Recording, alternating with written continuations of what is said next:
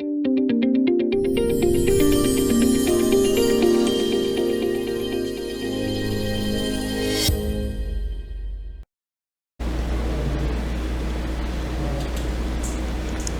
quintos anos, sou a professora Poliana e hoje teremos mais uma aula de matemática. Quero saber de vocês quem é que fez o desafio da aula passada. Um desafio bem bacana, viu? Assistimos na aula passada sobre figuras geométricas espaciais e colocamos como desafio quais as figuras geométricas espaciais formam o peão. Além do desafio, chegaram a jogar? Pegaram o peão, jogaram, brincaram, aproveitaram esse mês de agosto aí com as atividades folclóricas na escola? Então, vamos agora desvendar o desafio. Nosso peão. Primeira figura que temos, certo? É um cilindro. Independente do tamanho, tá? O que importa é o formato. Então, a nossa primeira figura é um cilindro. E mais embaixo, vejam que o peão ele tem uma forma arredondada, mas não é uma forma totalmente redondo, né? Ele não é totalmente esférico.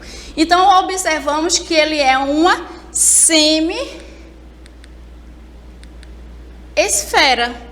É uma esfera dividida ao meio que se transforma numa semi-esfera. Está chegando perto do nosso peão. E a parte de baixo? Que outra figura espacial representa a parte de baixo? Um cone. Viram? Perceberam? Como a matemática está totalmente envolvida nas nossas brincadeiras. Temos aí um cilindro, uma semi-esfera e um cone. Desafio cumprido. Vamos à aula de hoje, então? A aula de hoje, que é a nossa quarta aula, sobre números racionais na reta numérica. E aí, professora, o que é reta numérica, tá? Vamos entender primeiro o que é uma reta numérica. A reta numérica é uma linha na vertical ou horizontal, vejam só, vertical ou horizontal, pode ser nas duas, onde são colocados números. Estes números, eles são colocados nos traços ou marcações da reta, que são sempre em ordem numérica e obedecem um determinado intervalo. Onde é que eu encontro essa reta numérica? A régua que a gente utiliza na sala de aula, a fita métrica, que muitas vezes a gente tem sempre uma em casa, né? Quando você vai na costureira, utiliza muito. Tem o termômetro, sabe? Quando você chega numa UPA e aí botam aquele termômetro no bracinho. Então, esse aí é um termômetro, é um exemplo de reta numérica. Tem a trena, né? E outros elementos também que a gente encontra a reta numérica. Vamos lá. Intervalo, temos a primeira reta numérica. Temos o número 0 até o número 10. 0, 1, 2, 3, 4, 5, 6, 7, 8, 9, 10. A minha reta, ela tem um intervalo de quanto? Depois do 0, 1. Depois do 1, o 2. Então, observe que eu tenho um intervalo de 1 em 1. Até aí, fácil, fácil. Já na minha segunda reta, eu tenho um intervalo diferente. Eu começo com 0, vou para o 5, pulo para o 10, mais adiante para o 15. Então, de 0 para 5, 5, de 5 para 10, mais 5, de 10 para 15, mais 5. Então, cada intervalo entre um número e outro são de 5 em 5. Na minha terceira reta, eu quero que vocês agora me digam qual o número que falta e qual o intervalo. Primeiro, eu tenho o número 20, depois eu tenho o número desconhecido. Tenho o número 40 e tenho o número desconhecido, tá? O que é que eu faço aí? Intervalo de 10 em 10. Vejam que são números fechados. Lembra quando a gente estudou sobre o sistema decimal? Então, estou pulando em números de 10 em 10. 10, 20. 20 mais 10, 30. 30 mais 10, 40, que já está na minha reta. 40 mais 10, 50. 50 mais 10, 60, que já está na reta. E 60 mais 10, 70. Então, eu tenho um intervalo de 10 em 10. Vamos seguir? Intervalo de tempo em acontecimentos históricos. É muito utilizado. A gente usa muito isso para dar um intervalo de tempo. Vejam só. Com base na reta numérica, qual o intervalo entre a Revolução Pernambucana e Confederação do Equador? Professora, não é aula de história. É, porque tudo se envolve. A gente está falando de história e está colocando uma reta numérica. Então, vamos lá. Revolução Pernambucana de 1817. E a Confederação do Equador foi em 1824. Minha pergunta é, qual o intervalo entre uma e outra? Vamos descobrir?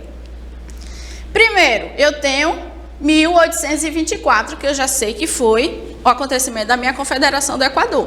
O que é que eu faço?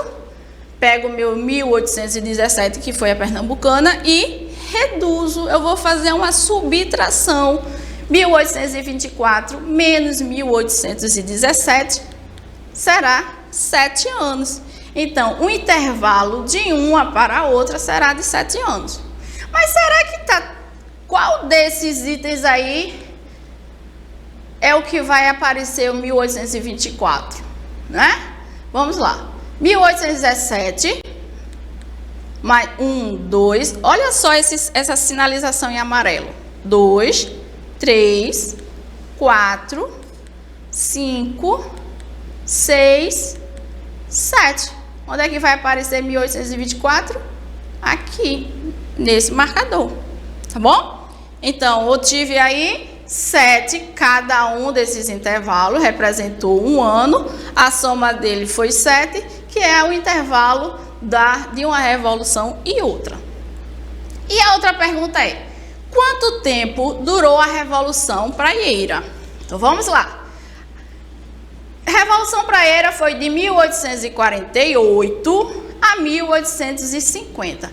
Eu não já sei que da minha reta o intervalo é de um ano, não é? Então, o que é que eu vou fazer? Olha a diferença. Somo um ano mais um outro ano. Qual o intervalo? 2 anos. Ok? Então, quanto tempo durou a Revolução Praieira? 2 anos. E agora? Como eu falei anteriormente, a nossa reta numérica ela pode estar na forma horizontal e na vertical. Aqui, a gente assiste muito aquela previsão do tempo, não é? Que diz assim, tantos graus Celsius. Temos no próprio celular, muitas vezes, quando a gente abre, como é que está o tempo? Não é isso? Em algumas cidades tem o termômetro também, indicando como é que está a temperatura da cidade, enfim.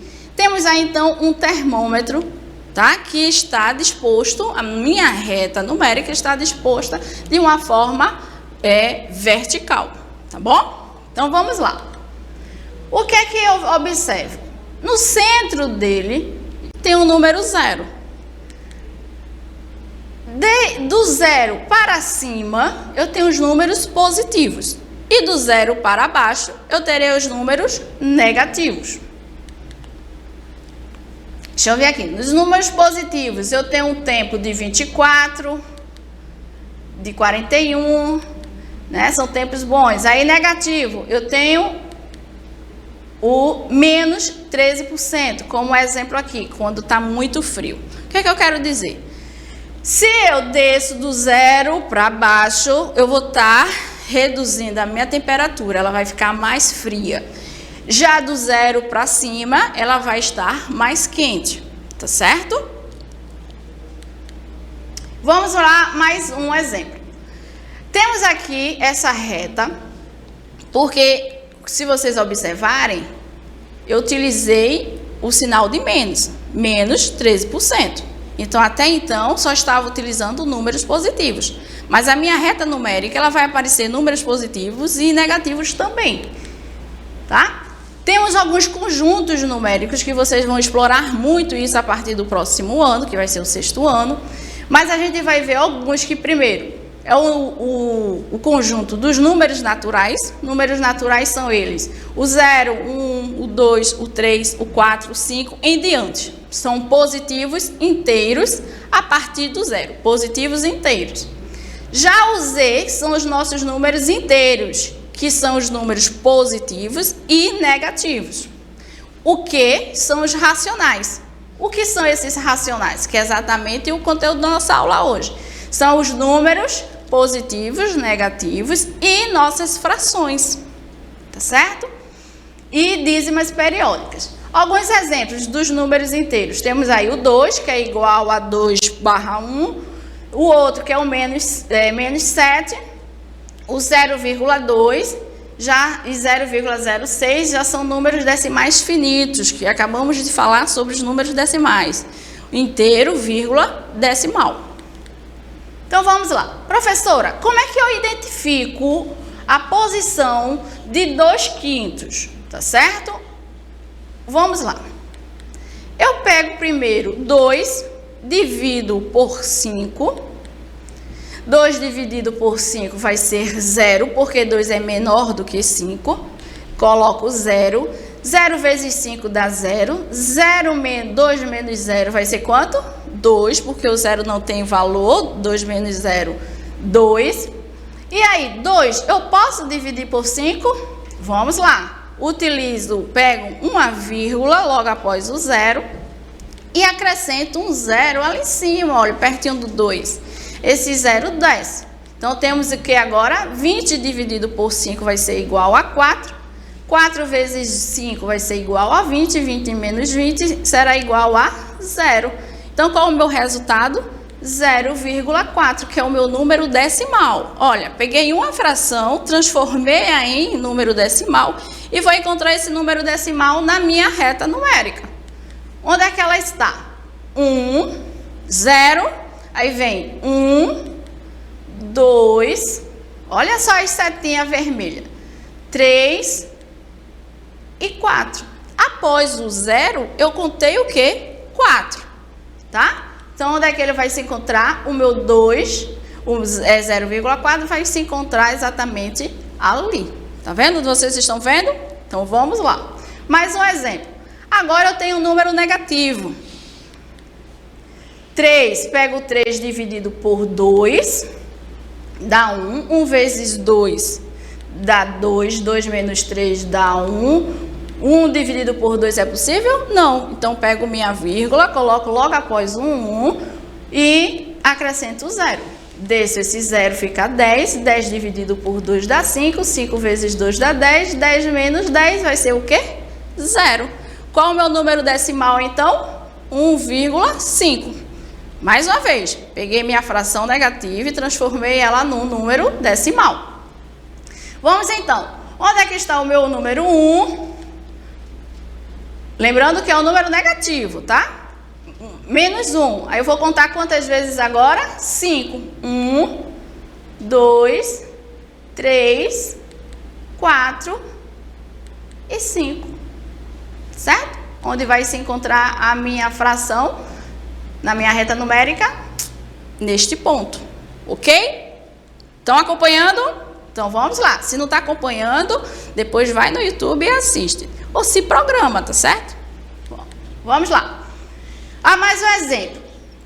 Tenho mais uma fração aqui. O que é que eu vou fazer? 5 dividido por 9. 5 dividido por 9. Meu 5 é menor do que 9, vou para o 0. 0 vezes 9 dá 0. 0 menos 5 menos 0 vai dar quanto? 5. 5 dividido por 9, o que é que eu faço agora? Já utilizei o 0, vou pegar a vírgula. Vírgula. Mais o 0 que vai descer. 50 dividido por 9 vai dar 5.